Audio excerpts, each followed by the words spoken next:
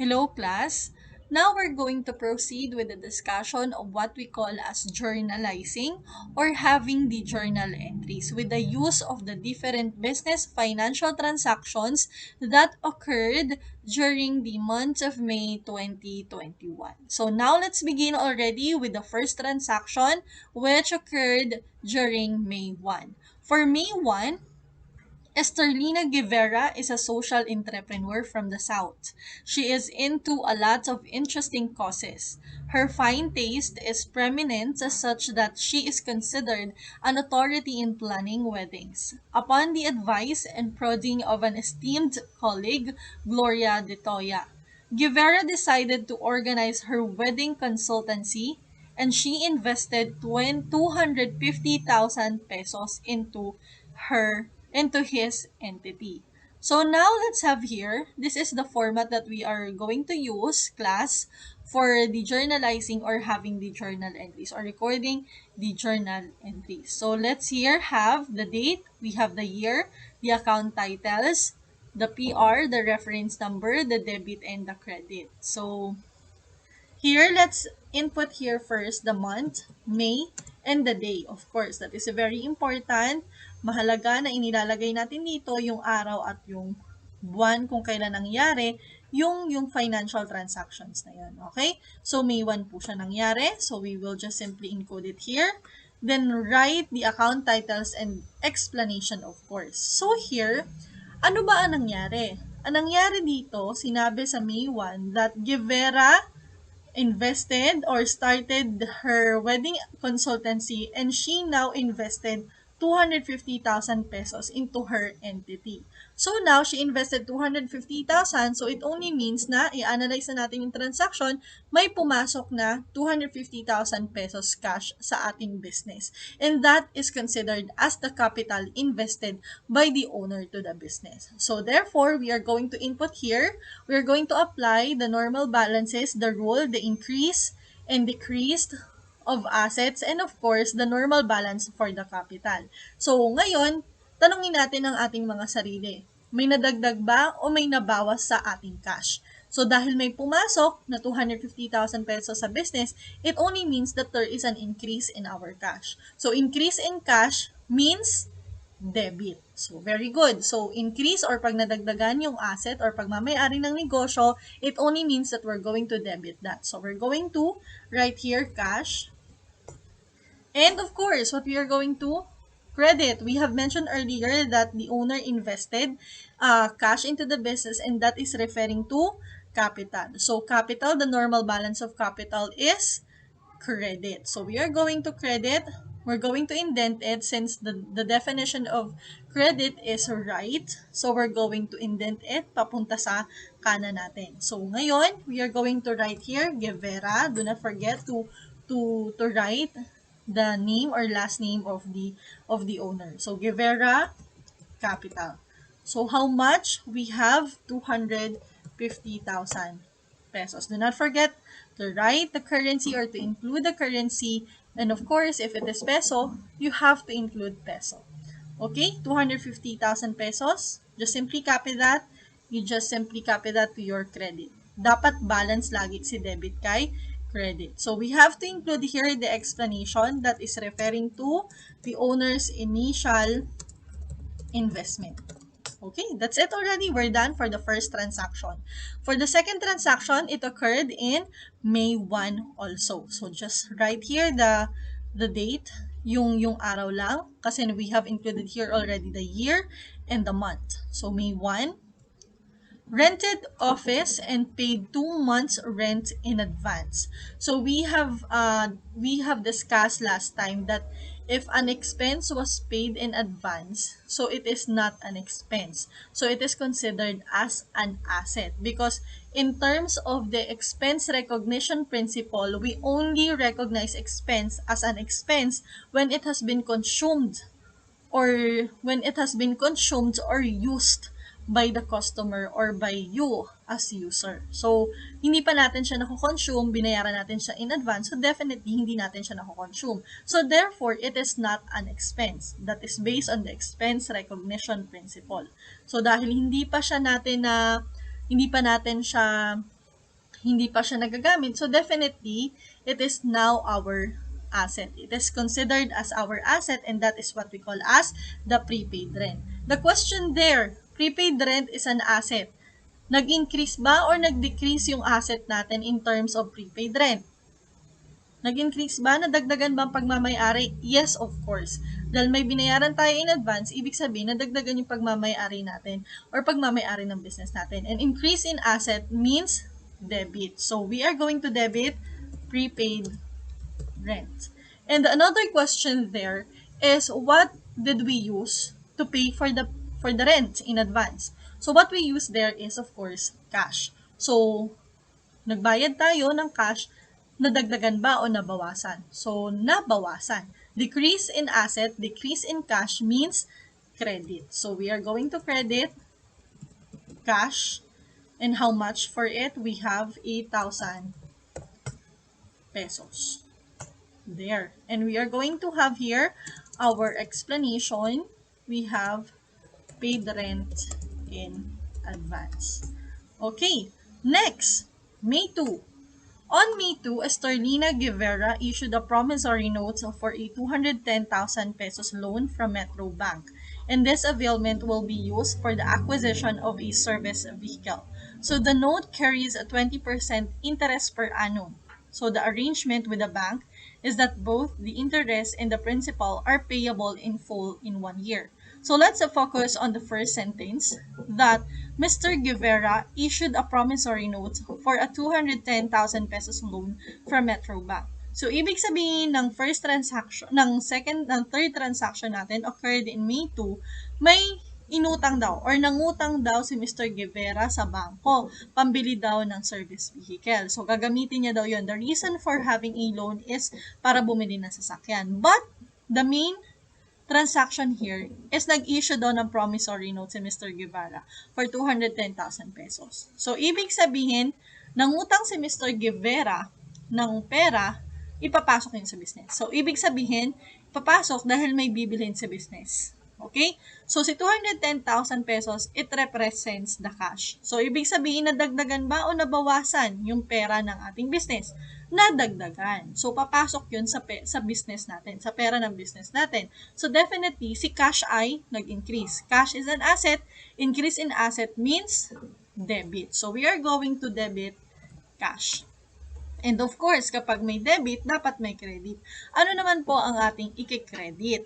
So, ang i-credit natin dito is yung tinatawag nating notes payable. So, nandun na yung term na ginamit natin kanina, nangutang. So, ibig sabihin, nagkaroon ng pagkakautang. So, increase in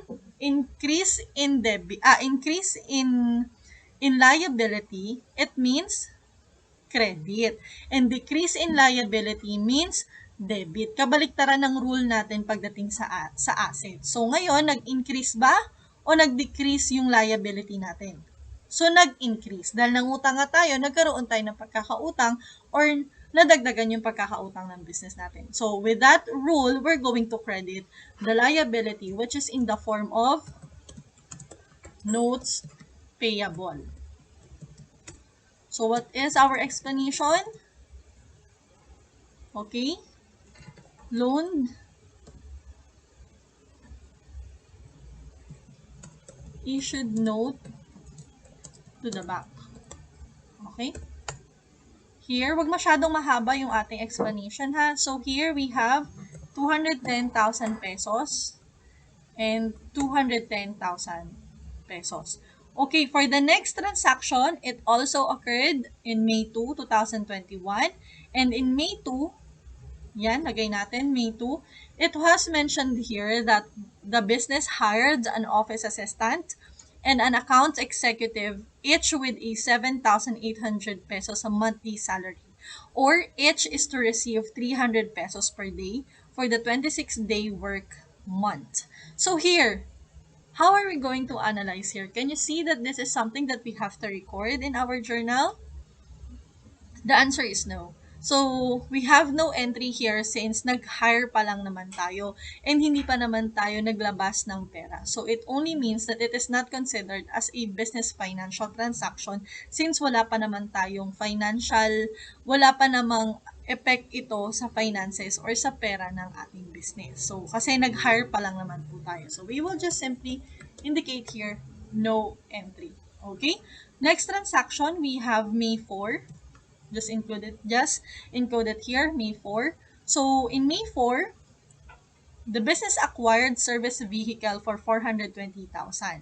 So now, the business acquired, bumili daw ng service vehicle ang ating business, nagkakahalaga ng 420,000 pesos. So ano ang binili, ano ang ipinambili? So ano nga bang binili? Ang binili ay service vehicle. So service vehicle is a form of an asset.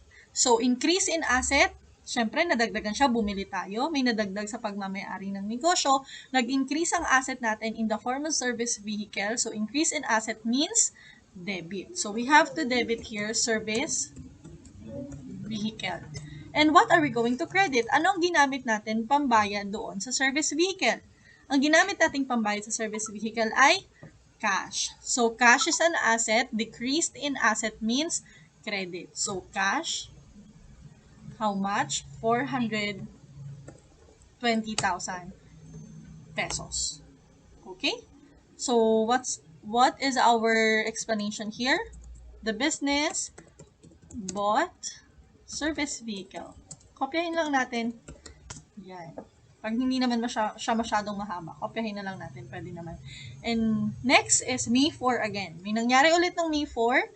Is it a business financial transaction? Yes. So, the business paid Prudential Guarantee and Assurance Incorporated for 14,400 pesos for a 1-year comprehensive insurance coverage on a service vehicle. So, nagbayad daw ng insurance ang ating business in advance. So, instead of paying it monthly, binayaran na ni business yung kanyang insurance for 1 year amounting to 14,400. And again, this is in relation with what we call as the expense recognition principle.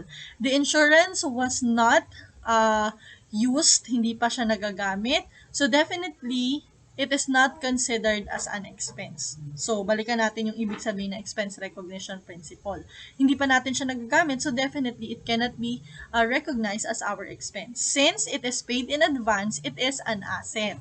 So, dahil napag-aralan na natin yan before, bakit siya kinoconsidered as an asset since binayaran nyo siya in advance. So now, anong tawag natin doon? So instead of having it as an expense, dahil nga hindi pa natin siya nagagamit, now we're going to have it as an asset. So ngayon, nadagdagan ba o nabawasan? Nag-increase ba or nag-decrease yung asset natin? In the form of what we call as prepaid insurance. Binayaran nyo kasi in advance yung insurance. So that is what we call as prepaid insurance. So, prepaid insurance, nadagdag ba, nabawasan? Nadagdagan. Okay, nadagdagan. So, ibig sabihin, increase in asset means debit. So, ilalagay natin ngayon dito si prepaid insurance. And what are we going to credit? Anong ginamit natin pambayad doon sa insurance? Ang ginamit natin pambayad is cash, of course. And cash, nag-decrease, nabawasan ng cash natin, ibig sabihin siya ay credit. So, magkano po yun? We have 14,400. And what is our explanation? Paid insurance in advance.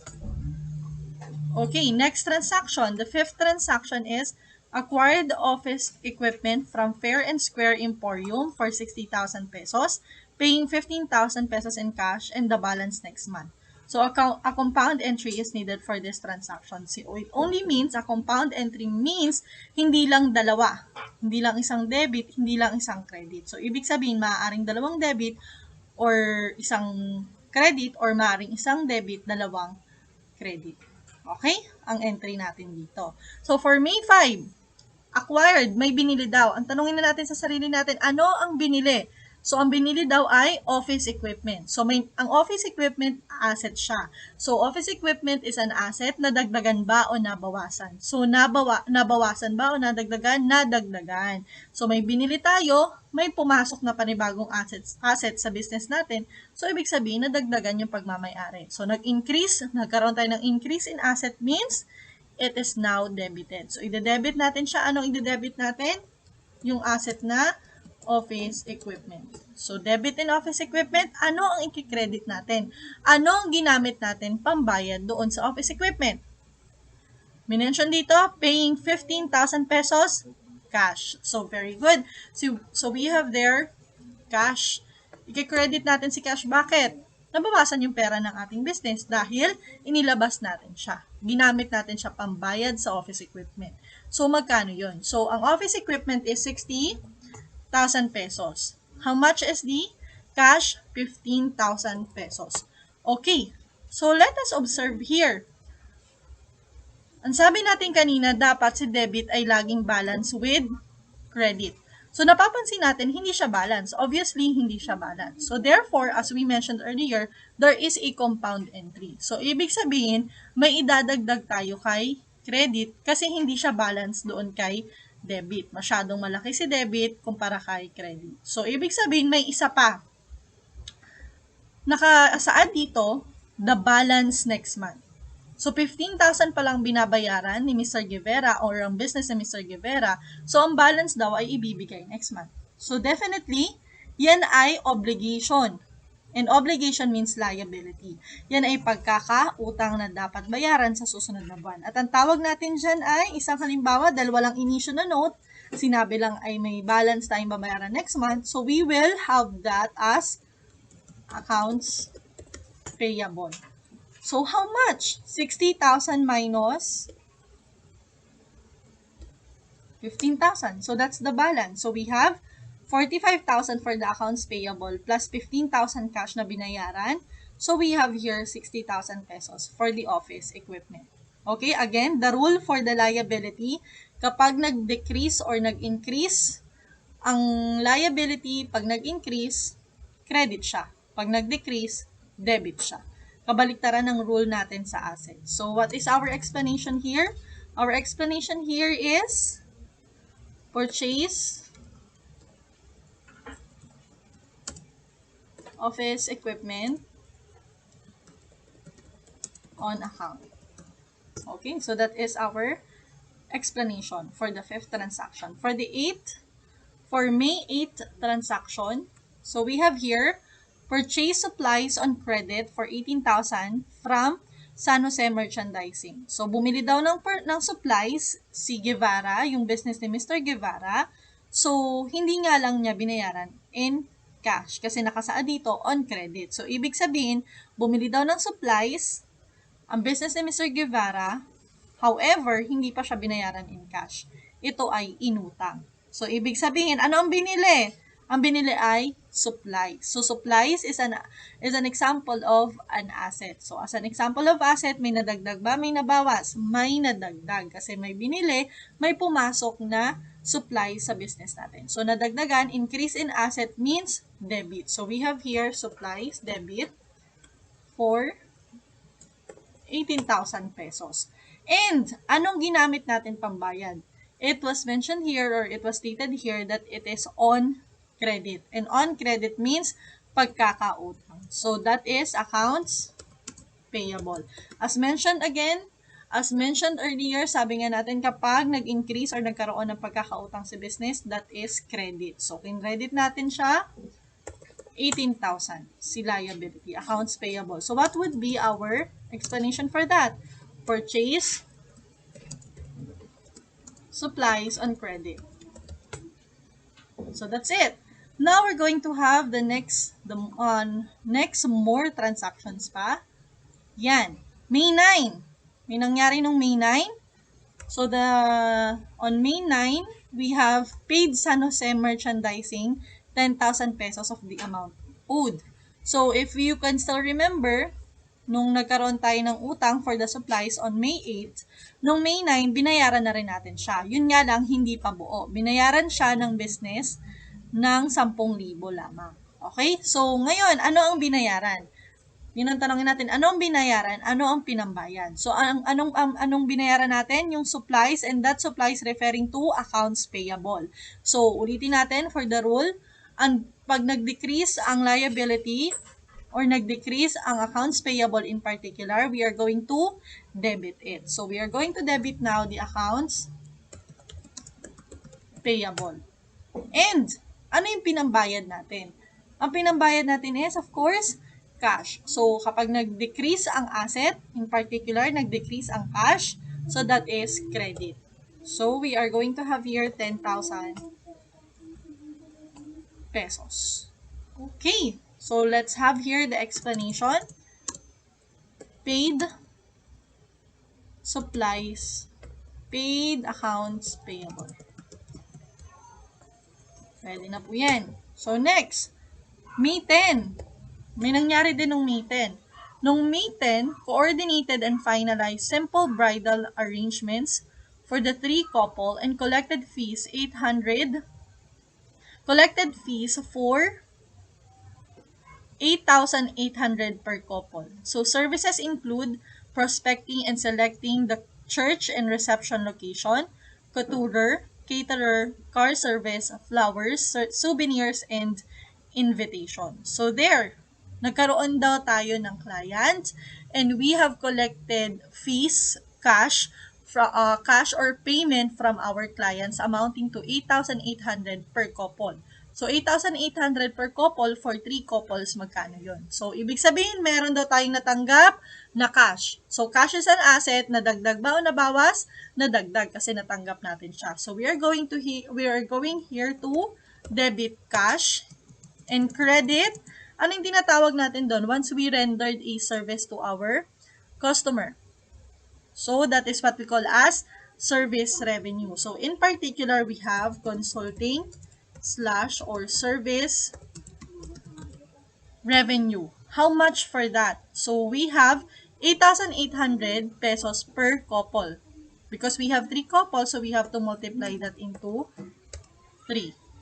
So, 8,800 times 3 is 26,400. So, what would be our explanation here? So, we have here rendered service to clients. Okay, next we have transaction on May 13. On May 13, the business paid salaries for 6,600. So, the entity pays salaries every 2 Saturdays. So, nagbayad na daw tayo ng salaries ng ating empleyado. So, anong tawag doon? That is what we call as our expense. And according to the normal balance of an expense, it must be debited. So, we have here salaries, expense, and anong ginamit natin pambayad? So, ang ginamit natin pambayad is cash. So, dahil nabawasan yung cash, nabawasan yung asset, so we have to credit it. So, that is for 6,600. What would be our explanation for this? Just simply copy the transaction paid salaries. Okay. Now we're done on the May 13 transaction, which is paying the salaries of the employees. Now let's proceed with the May 15 transaction. So on May 15, let's just include here the day. So we have 15 for May 1. So it has mentioned here that the entity is earning additional revenues for referring consulting clients to friendly hotels, caterers, printers, and coutures. So the business received 10,000 pesos cash advance fees for 3 clients referred. So may natanggap daw ang business natin ng 10,000 ng 10,000 pesos cash since we have referred our clients to other business entities. So therefore, meron tayong natanggap na cash as mentioned kapag nag-increase ang asset, in particular the cash. So we are going to debit that. So debit cash, and what are we going to credit? What are we calling that? So the nature is part of the revenue. So may ni-render tayong service. However, the service that we have rendered is not the same with the usual nature ng service na ino-offer ng business natin mismo.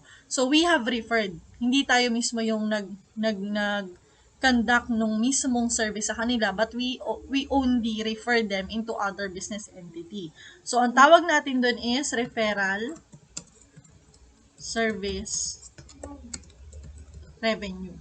So, magkano? So, for 3 clients referred daw ay nagkakahalaga ng 10,000. So, just simply write that, copy, and we're going to have our explanation for We have here referred clients. Pwede na po yan. So, next, on May 19. On May 19, the business coordinated and finalized elaborate bridal arrangements for 3 couples and billed fees of 12,000 pesos per couple. Yan, 12,000 pesos per couple. Additional services include documents preparation, consultation with a feng shui expert as to the ideal wedding rate or wedding date for prosperity and harmony, provision for limousine service, and honeymoon trip. So, on May 19 daw, nakapag-render na naman daw ng service sa ating business. So, nag-render ng service si ating business, however, we did not receive the payment yet. So, that is the reason why we have here the term billed. Yan. We build our customers. So, hindi pa natin sila sinisingil or hindi pa sila nagbabayad ng cash sa ating business. Nakapag-render tayo ng service sa client pero hindi pa tayo nababayaran. Anong tawag doon? Ang tawag po doon ay accounts receivable kasi may marireceive tayong payment sa ating client in the future. Okay? So, kapag nag-decide na nabayaran tayo, may matatanggap tayo from them. So, yon, may matatanggap tayong payment from our customers. That is what we call as accounts receivable. Accounts receivable is an asset. So, nadagdag ba siya o nabawas? Nadagdagan. So, nag-increase ang asset natin. So, we are going to debit accounts receivable. And what are we going to credit? The service revenue. So, that is what we call again as consulting service revenue because we have rendered already the service to our customers. So, that is part of the revenue recognition principle.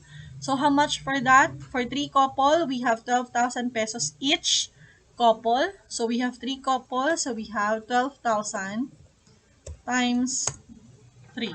So, 12,000 times 3. Okay. So, just simply copy it to the credit part. The consulting revenue, 36,000 to the consulting revenue. So, what would be our explanation here? We have, again, rendered service and billed clients. Yan, that's it. So, now let's proceed already on the transaction occurred during May 25. On May 25, Miss Guevara withdrew 14,000 pesos cash for personal use or for personal expenses. So, sa madaling salita, naglabas daw class ng pera si Miss Guevara sa business natin ng 14,000 pesos. So, we will just simply record it here, 25. Kailan siya nangyari? Noong 25. Anong nangyari?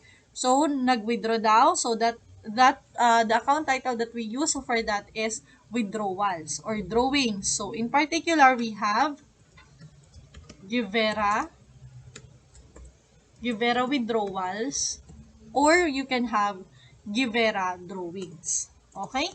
So, here, anong credit natin? Anong winidraw niya? Ang winidraw niya ay cash. So, therefore, yung cash ng business ay nabawasan nung naglabas siya ng pera sa ating negosyo o sa kanyang negosyo. So, we have here, cash, how much? So, we are applying the rules po ha. The normal balance for withdrawals is debit. So, dahil nabawasan ng ating asset, nabawasan ng cash, we have to credit it. How much? We have 14,000. Okay, 14,000. So, what would be our explanation here? Owner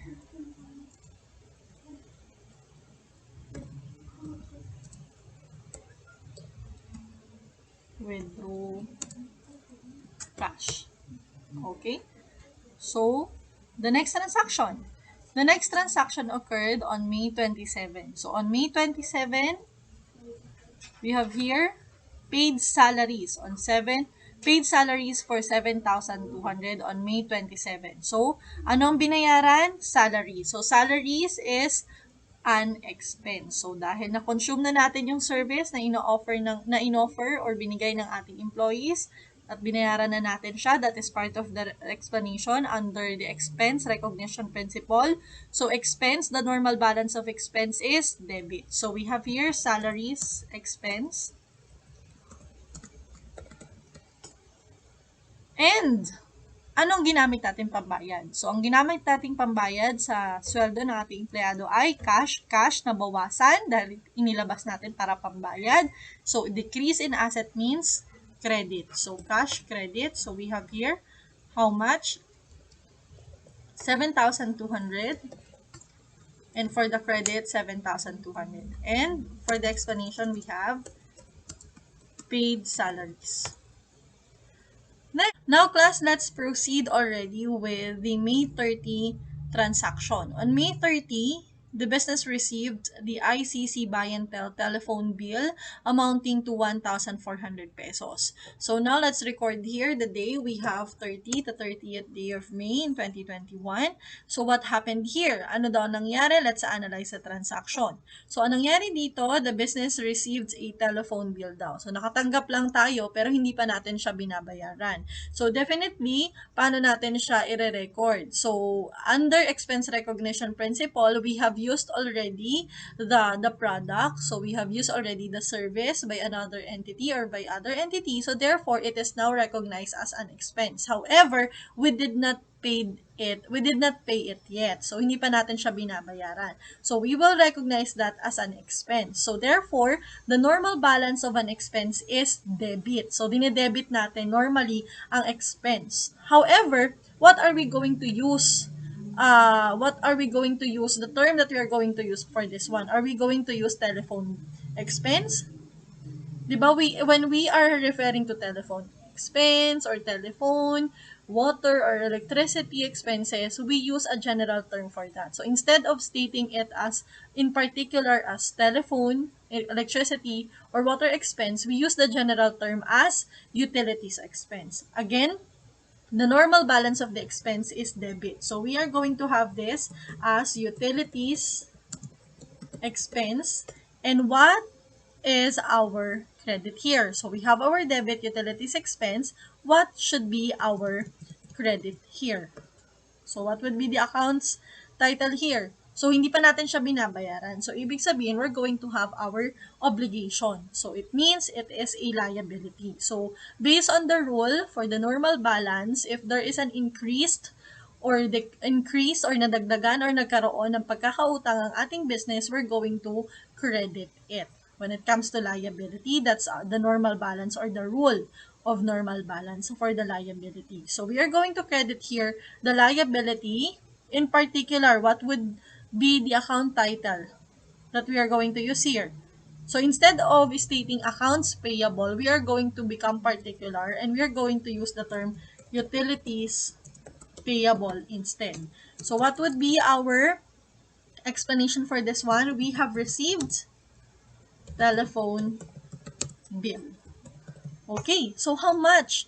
For the utilities expense here, we have 1,400 pesos. And just simply copy it here to make it balance. So we have 1,400. 1,400 for debit, 1,400 for credit. Now let's proceed already with the next transaction, which is again occurred in May 30. So on May 30, the business received 24,000 pesos from two clients for services billed last May 19. So dito daw, pagdating ng May 30, nagbayad na daw yung two clients natin na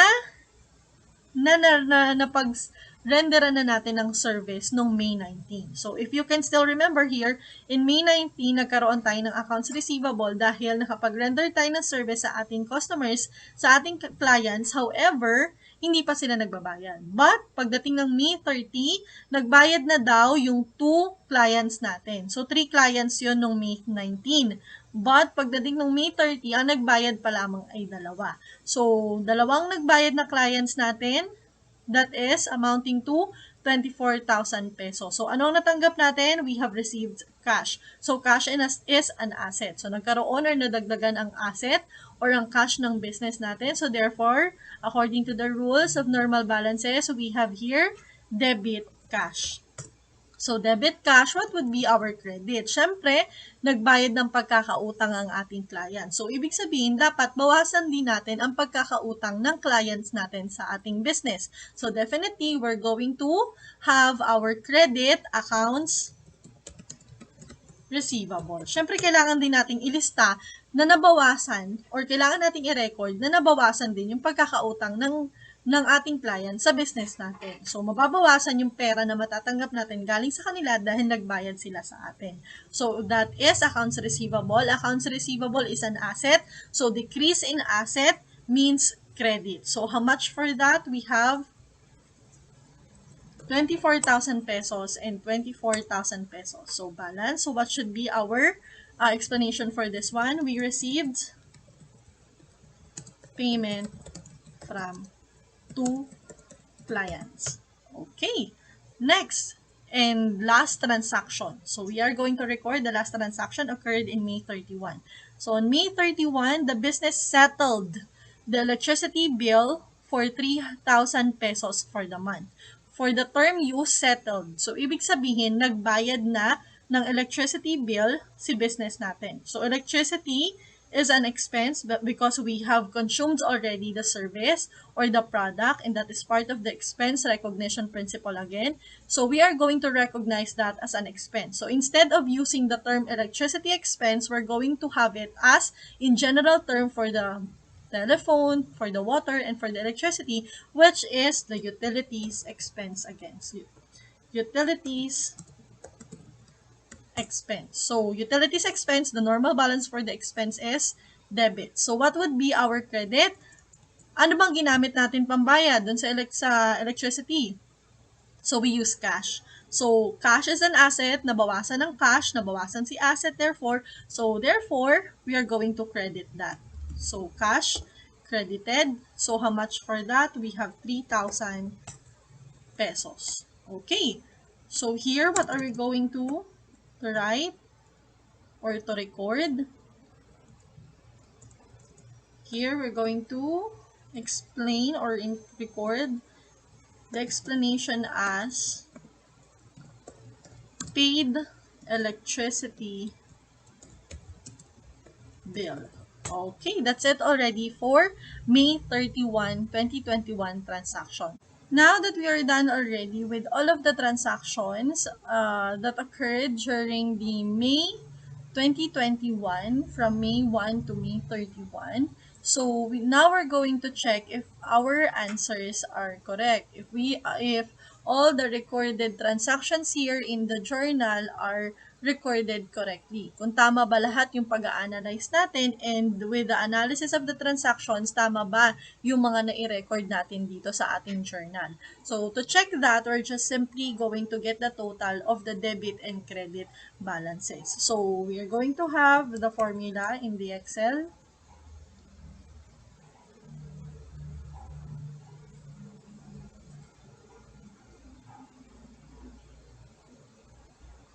Okay. Okay, so we have here the balance. The total balance for the debit, 1,119,000. And for the credit, we have 1,119,000. So it appears that we have balances or totals for the debit and credit. So it is one indicator that we have did the correct recording after analyzing the transactions of the business of Miss Guevara. So let's have it bold here, and do not forget, in accounting we use double line to indicate the total balances. Okay? That's it already for our discussion for the day. Thank you.